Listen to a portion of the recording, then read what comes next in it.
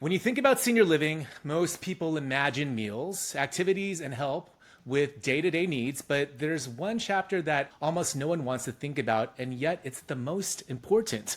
I want you to picture this. A daughter is sitting in her mom's apartment in a senior living community. Her mom's health is declining, and the doctors are asking tough questions. Should they call hospice? What were her mom's wishes?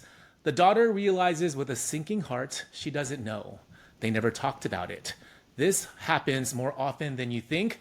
Families avoid end of life conversations because they're painful, but that silence can leave loved ones scrambling, stressed, and filled with guilt when decisions have to be made quickly. And that's exactly why this podcast exists. My promise to you is simple. Every episode will give you real world tools, heartfelt stories, and expert insights to make the senior living journey less overwhelming and more empowering.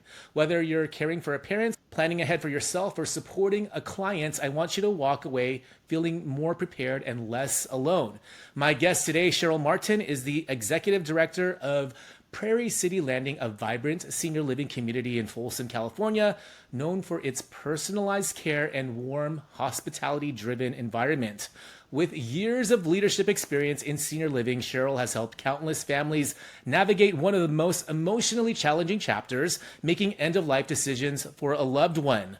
She brings a unique combination of professional expertise and heartfelt empathy, guiding residents and their families through sensitive conversations about care wishes, dignity, and legacy. Her work ensures that residents' final months or years are filled with compassion, respect, and a true sense of home. In our conversation today, Cheryl will share how to approach these talks early, avoid the common pitfalls, and partner with your senior living community to ensure your loved one's wishes are honored.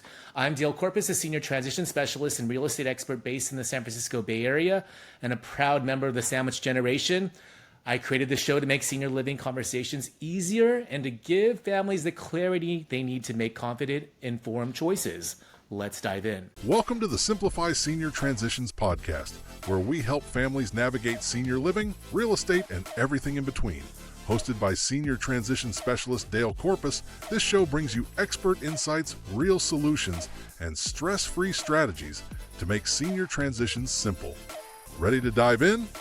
Let's go.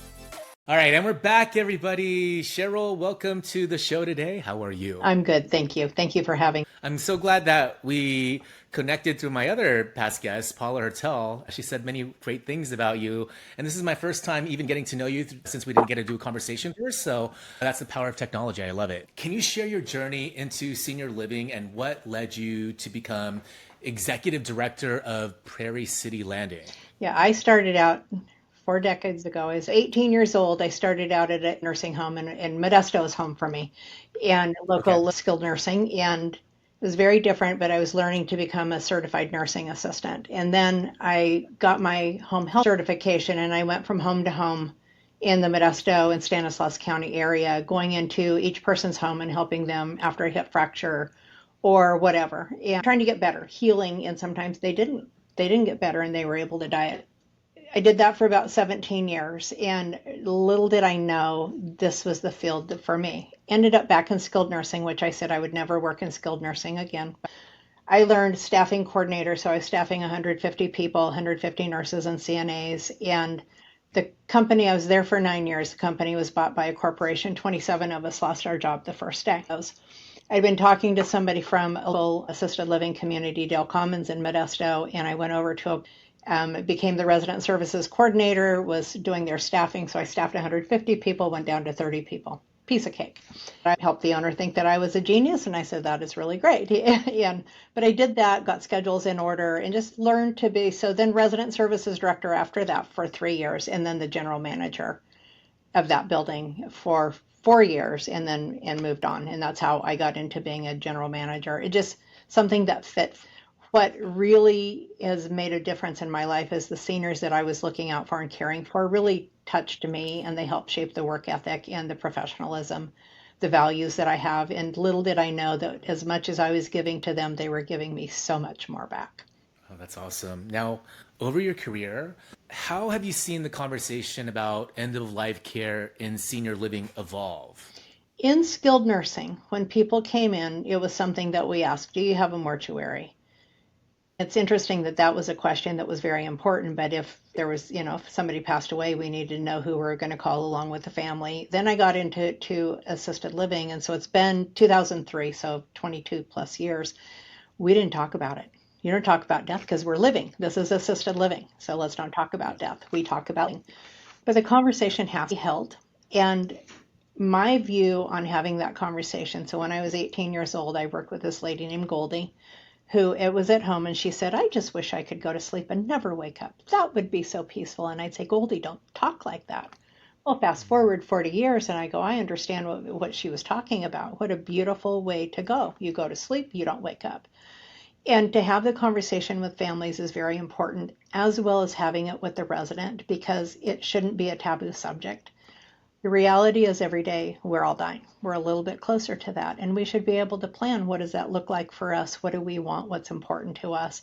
So we're helping the conversation evolve and being less afraid of talking about it and helping families and residents through that journey. Now, what do you find most rewarding and most challenging about guiding families through this stage? I am surprised at how many doctors don't know the qualifications for hospice. So when I worked in the Bay Area, it was a 70 resident all memory care community. Having the conversation and saying to a doctor, can we get a hospice referral? And they'd say that they don't qualify. And I'd say, doctor, please make the referral and let hospice make that decision. 9 times out of 10, that resident did qualify for hospice services. Hospice brings quality of life. And they're, in my mind, having hospice involved in a resident's care is a positive in every way. They're either going to get stable and they're going to graduate from the program, or they're not. And we've got the support to be able to help them pass away in their own home, because when you move into community, we want this to be home and we want it to feel like home, and they should be able to pass away in their own home. Now, I want to segue into understanding end-of-life decisions. When we say end-of-life decisions in the context of senior living, what does that include? Interestingly, I was just having a conversation earlier about a POLST. It's a physician's order for life-sustaining treatment is what it stands for. Okay. And it's amazing how many people don't have a POLST on file, which tells if you want to be resuscitated, if you don't want resuscitation. Do you want heroic means? Do you want life-sustaining, comfort measures, those kind of things.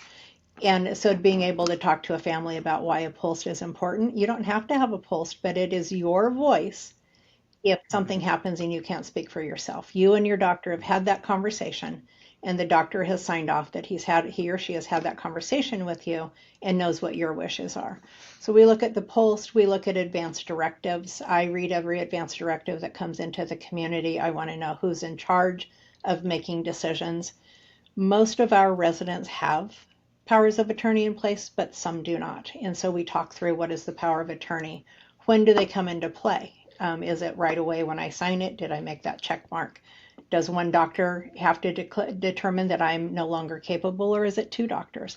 And I want families to know what that is and what their loved one has said that they would like. And it's amazing how many families have not read them. Why do you think so many families avoid these conversations until it's too late? It's uncomfortable. And we don't want to think about death, and how do you talk to your mom about death? And I remember back to when my mom lived in Texas and she was with my older sister. And from a distance, we could see the decline. She had lost a lot of weight, but it was by choice. She was trying to lose weight, which is an indicator, losing weight. And she had gone to skilled nursing and got back home. And I said, Mom, should we talk about hospice? And she goes, oh, no, that means I'm dying. And little did we know, she was dying. And she got back home, and 2 days later, she died. And the family was not prepared for that. So even in my own family, for as long as I've done this, just knowing that if we say hospice, it means death. And how do we make it more comfortable? In the Bay Area, they have, in all over the United States, they have something called death cafes, where people can get together and talk about what are their fears, what do they want. So how do we normalize the conversation and help people be okay with that? It is a really difficult subject to talk about.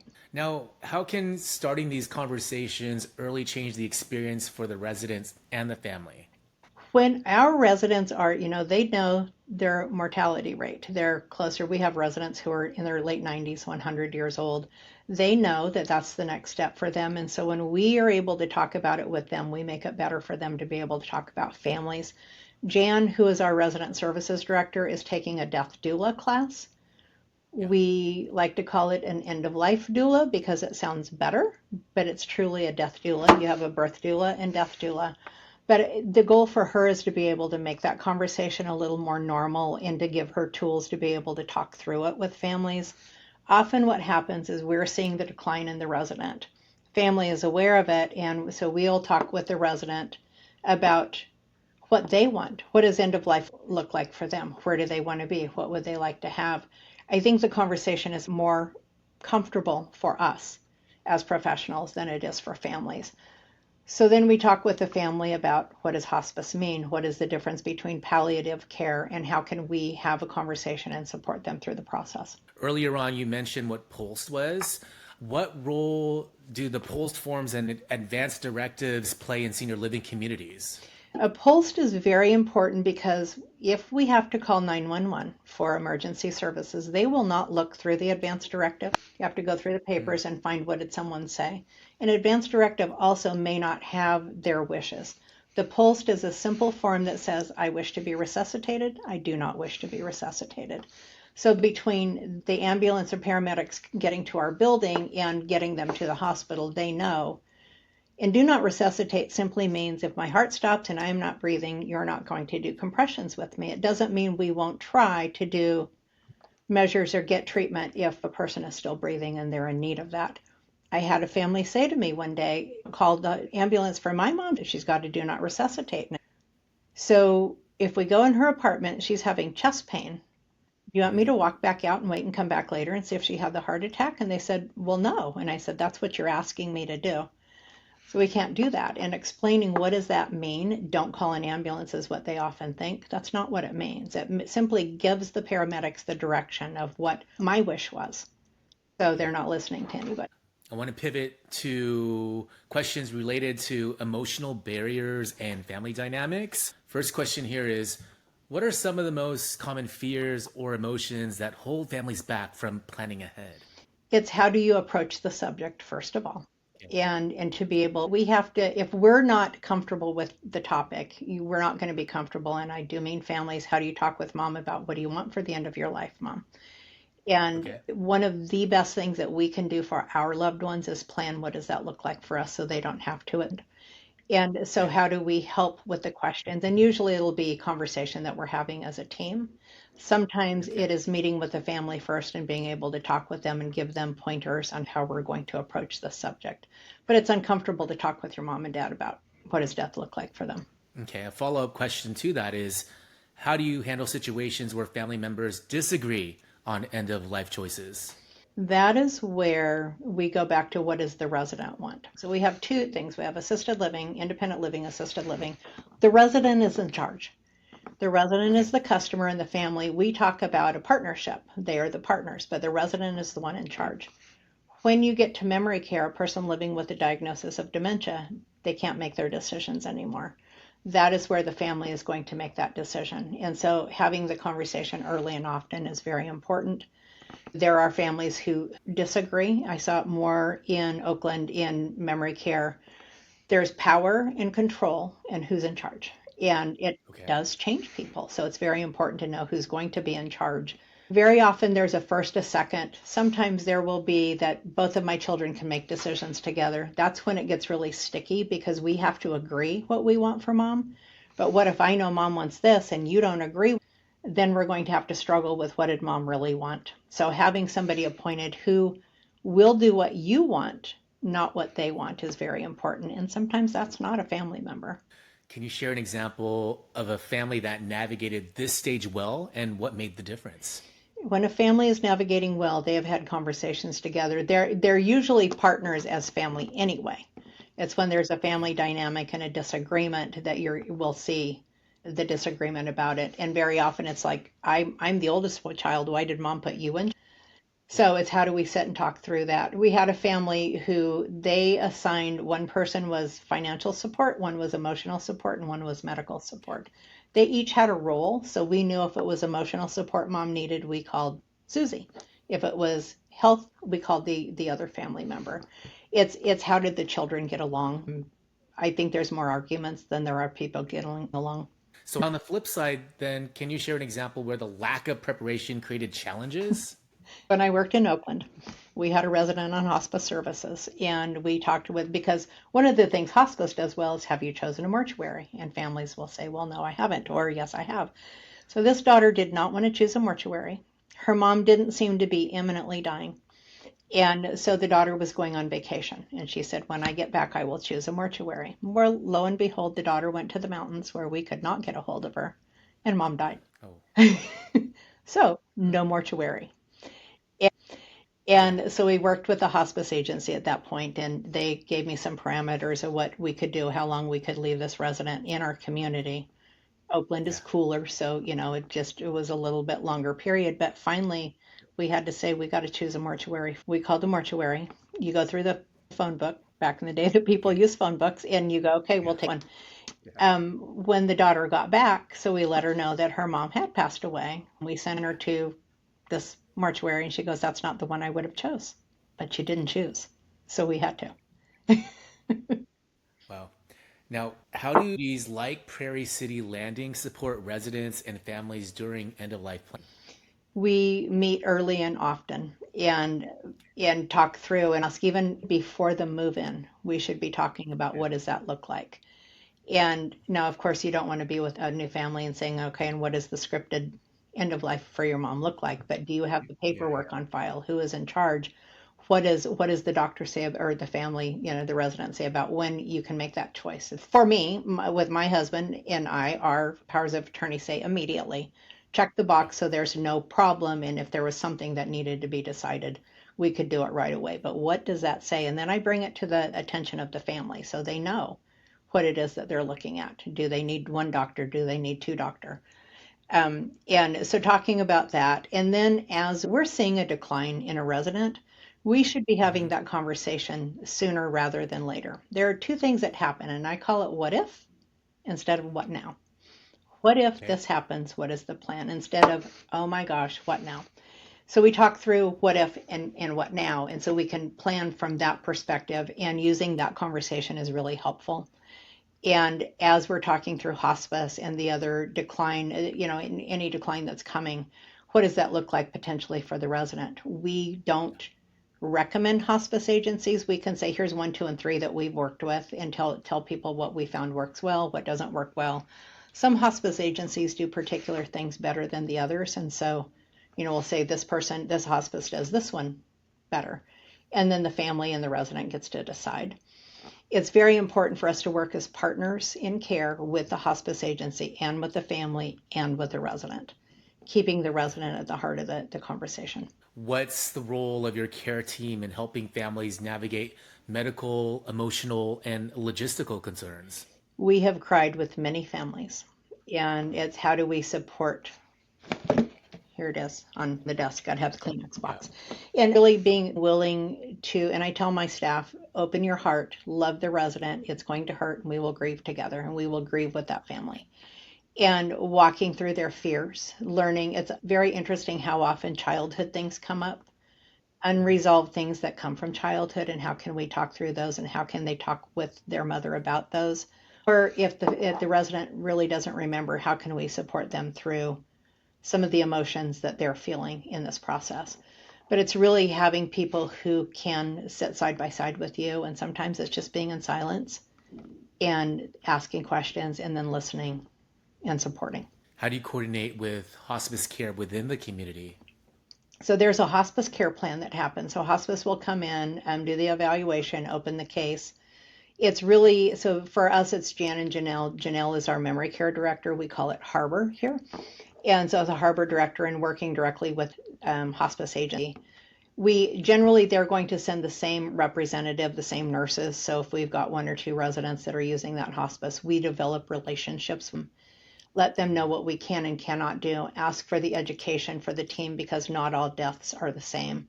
Each diagnosis is going to have a different way that the end comes, and how do we do that together? Most of my team has been doing this for 20 years or better, my director team. And so we've done this together. We've been together 5 years here. And how do we just talk through? We do something every week called collaborative care, which is a care plan meeting and talking through some of the challenges that we're seeing.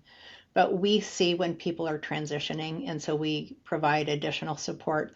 Hospice doing the nursing care, but it is up to us to do all of the hands-on care, the private care, the activities of daily living as we call them. That is us. It's not the hospice nurse. So we partner with them for the medical, and we do the hands-on care. Yeah. Are there specific programs or services you offer to help residents and families prepare? It's really conversation. Hospice, I think, does a great job of they're social workers. There is a chaplain if a person chooses to use a chaplain. Do they have a faith? Or there are people who don't have a faith, and that can be very scary for a resident. Is what comes next if I don't have a faith? But how do we link them? And then it's really emotional support, conversation, being there to cry with them, being there to hold them, and I think talking through the experiences that we've done with other people is providing that. Yeah. Okay, so a common thing I'm hearing is just talking about it is one of the best things that you could do just to prepare for all of this, right? So if a family wants to start these conversations, where should they begin? They'll come see me or they come to Jan, and we will often open the conversation because we're seeing, but going to the leaders of the community and just really being okay with sitting down and saying, I don't understand it, or I'm scared. This is the thing that makes me uncomfortable. If we can go to the resident feeling more confident in the conversation that we're having, and the same with the family, knowing that all of the fears or all of the uncomfortable piece we've talked about first, then we can approach Okay. the resident. And the resident very often, I think back to many years ago, one of my neighbors, the husband died suddenly. She was comforting us. And it's not supposed to be like that, but she really was comforting us. How do we turn that so we can comfort and support? But the other thing is they do comfort us as well, and we grieve together. Are there certain questions every family should ask a senior living community about end of life care? Yes. What does that look like? Can a resident stay? Do we have hospice services? We have a waiver. It's in most communities. So what is your hospice waiver? A hospice waiver means how many residents can I have on services at one time on hospice services? And asking the comfort level of the community working with hospice. What does that look like? Give me an example, just like you asked about a situation that was good. But knowing, first of all, can they do it? Well, does the company have the ability to do hospice? We have to be in good standing with licensing. And if we're in good standing and we're providing good care and we don't have deficiencies, but communities that are more challenged may not be given the opportunity from licensing to have a hospice waiver. What documents and information should families have ready in advance? It is really important to get a power of attorney for health and a power of attorney. And even at our age, we need, and I think you're younger than me, but it's very important for us to have those on file. What is the wish that I want? Because that will tell my family what I'm looking for. What is it what is my wish? I knew a lady who had planned down to the pink peignoir that she was wearing when she was buried because it was like sleeping, and she wanted her nails painted pink, and she wanted to make sure her bangs were there. Very Okay. specific in what she wanted at the end. Made it very easy for the family. And so knowing that, but you need the power of attorney for health, and it's a durable power of attorney because you want it to carry through. I suggest having an attorney involved in that. You can print them online. It's pretty easy. I suggest having them notarized rather than Okay. witnessed because if there's an argument later on among the children, that notary has already had the conversation with the resident, the person signing that paper, and knowing that they're not being coerced. But having the durable power of attorney for healthcare, the durable power of attorney for finances, if there's a trust, it makes a lot easier than going to having to go into probate. But working with an attorney, that is an investment. People will say, well, that's expensive. Yes, it is. And pay the attorney to get it done right. A post is Right. very important because if you don't want to be resuscitated, but you don't have a post on file, chances are you will be resuscitated. All great points. Thank you for sharing all of Well, that. Now, what are some red flags that a senior living community might not handle end of life care well? That can be very difficult if they're unwilling to tell you. Ask for a referral from another family, and there are families that will give referrals. Now, of course, if we didn't do it well, we probably wouldn't tell you that call Mrs. Jones because we didn't do it well for her. But it's Right. also important. I worked with a hospice agency in the Bay Area. They messed up and they want to get into our buildings and work with us. And because there are so many hospice agencies, so you want to get one that really has a tried and true reputation. But we gave this particular hospice agency an opportunity and they messed up on the medications. You can't mess up at end of life. You really want to get it right. The other thing I like to tell people is when I hear a family say, my mom was on hospice for 3 days, I smile and go, great. And inside I'm going, oh, great, because we didn't do it well. Hospice early in the process will provide quality of life for the resident and for the family. So the earlier, when we're seeing the decline and they really do qualify, it's important that we're doing hospice earlier rather than later. So we may feel like it was great mom was on hospice for 3 days, but we may not have done justice. So be open to that. But then if a community will tell you when they didn't do it so well, that or any challenges that we've encountered, and I think that's a really good question. What challenges have you encountered that you might want to talk about with me? And so with this hospice agency, when they didn't get the medications right, they had to work twice as hard to get our trust because we don't want to refer an agency that doesn't do a good job. And so making sure that if the mistake happens, we own it. Our company, we talk about resilience. And one of the things that I love that we say is mistakes happen, but what matters most is what happens next. Hmm. If someone can admit to a mistake and here's what the mistake was and this is what we're doing about it, trust can be built. But if we try to sweep it under the carpet and really don't talk about it, then trust is broken. Are there misconceptions families often have about what a senior living community can and cannot do at this Oh, stage? yes. Yes. Don't ever send my mom out. Even on hospice services, there may be times that we have to send someone out. Not long Okay. ago, we had a resident on hospice who fell. She hit her head. She needed to go get checked out. So we sent her out, and we may not have made, family was fine with it. There are steps along the way, but we have to send someone out, and it's not related to the hospice diagnosis. And so there may be times that we have to send a resident out, even if they're on hospice, but we want to talk about what might preclude that from happening. Also, with each diagnosis, there will be a different, like lung cancer was going to look different than somebody who's dying from Alzheimer's related diseases and things like that. So knowing and working with a hospice agency to talk the family through what could it look like, having that hospice agency train the staff as well, what to look like for with that particular resident is very important. How do you respond to families who fear giving up when discussing hospice or palliative care? We take more time, and people think that palliative care is hospice, and it's not. All hospice is palliative care, but all palliative care is not hospice. Palliative care, you may still try some life-saving measures.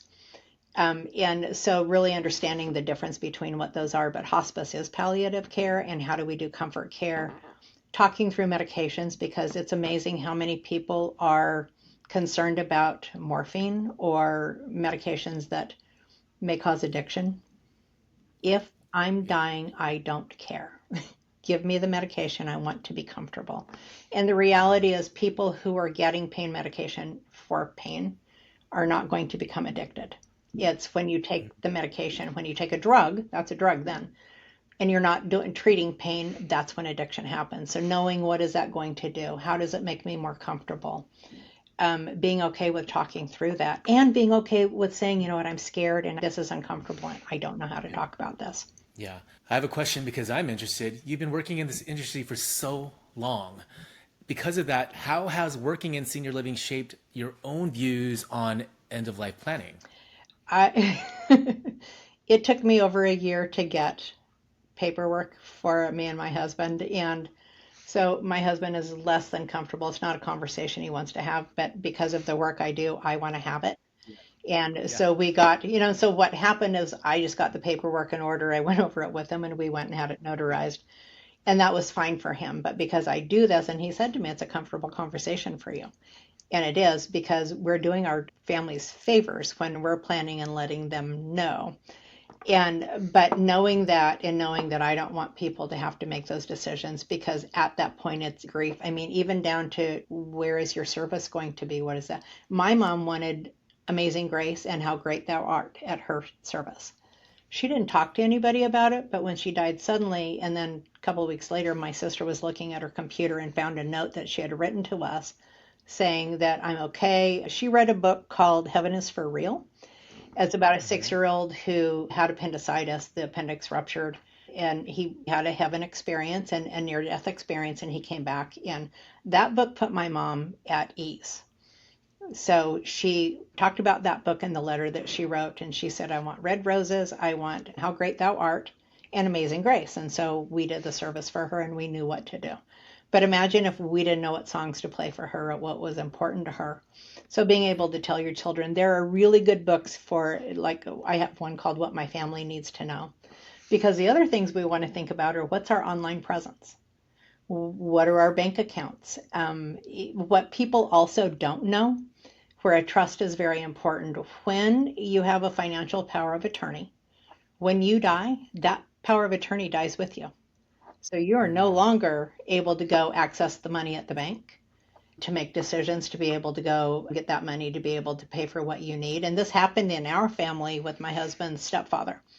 And the son went to the bank and they said, can't get to the bank account. That died with you. That died with your dad when he died. So knowing that, what are we now putting in place that we can continue to access? And that's where a trust comes into place. Yeah. So a lot of people don't know that, but when that person dies, that power of attorney dies with it. It's no longer legal. So you just clarified something for me because I did think it lived It on does not. itself. So I didn't know that. Thank you. You're Thank you for welcome. that. So what's the most important lesson you've learned from residents and families over the years? Our health is so important. And, so I saw people at home, 4 sisters in one home. There were between the ages of 30 and 50. To know that our health is so important. And if we're rich, if we have healthy children, if we have our own health, that's what I've learned, is to be thankful. Money does not buy health. I knew very rich people who could not buy back their health. So that shaped the way that I thought about the world. And, for me to have my health, to have a healthy daughter, that's very important. One of my last questions is this. If you could give one piece of advice to every adult child of an aging parent, what would it be? Feel the fear and have the conversation anyway.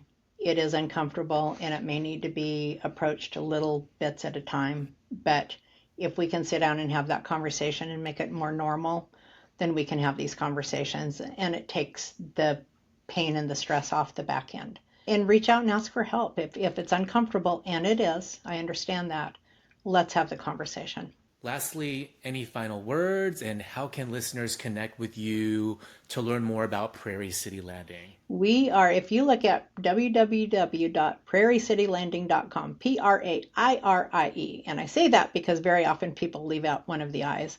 But in email, call a community, because a good community will be there to support you whether you choose us or not. We should be a reference for you. We should be able to support you through. We're not the right community for everyone. We're a very vibrant. Our residents are very, very active, and there are some things we particularly don't do in our community. It's a choice that we've made. But reach out, shop early, and know, what if instead of what now. Where would you want to go if it's a parent or for yourself?